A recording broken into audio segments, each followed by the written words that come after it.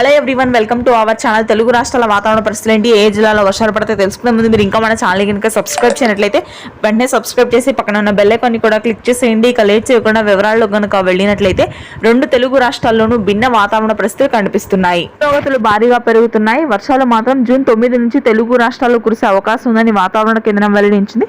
బంగాళాఖాతంలో ఏర్పడినటువంటి ఉపరితల ఆవర్తన ద్రోణి ప్రభావంతో ముఖ్యంగా దక్షిణ కోస్తా, దక్షిణ తెలంగాణ, రాయలసీమ వ్యాప్తంగా భారీ వర్షపాతం నమోదవుతుంది. నెల్లూరు, ప్రకాశం, కడప, చిత్తూరు, అనంతపురం వ్యాప్తంగా తేలికపాటి నుంచి మోస్తరు వర్షపాతం నమోదవుతుంది.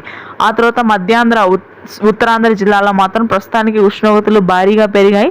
దాదాపుగా 4 రోజుల పాటు ఉష్ణోగ్రతలు ఇదే విధంగా పెరిగే అవకాశం ఉంది. దక్షిణ తెలంగాణలోని మహబూబ్ నగర్, నాగర్ కర్నూల్, గద్వాల్, కరీంనగర్, వరంగల్, వికారాబాద్, వనపర్తి, హైదరాబాద్ దిగువ ప్రాంతాల్లో షార్టెడ్ రైన్స్ ఉండే అవకాశాలు ఉన్నాయి రానున్నటువంటి 4 రోజుల పాటు. ఆ తరువాత భారీ వర్షపాతం నమోదవుతుంది. ఇక ఉత్తర తెలంగాణ ప్రాంతాల్లో కానీ, ఉత్తర కోస్తా జిల్లాల్లో కానీ ఉష్ణోగ్రతలు పెరిగే అవకాశం ఉంది. చాలా ప్రాంతాల్లో దాదాపుగా మళ్ళీ 40 డిగ్రీల ఉష్ణోగ్రతలు నమోదవుతాయి 4 రోజుల పాటు. బంగాళాఖాతంలో ఏర్పడిన ఉపరితల ఆవర్తన ద్రోణి ప్రభావంతో మాత్రం మరొకసారి అతి భారీ వర్షాలు కురవనున్నాయి తెలుగు రాష్ట్రాల్లో.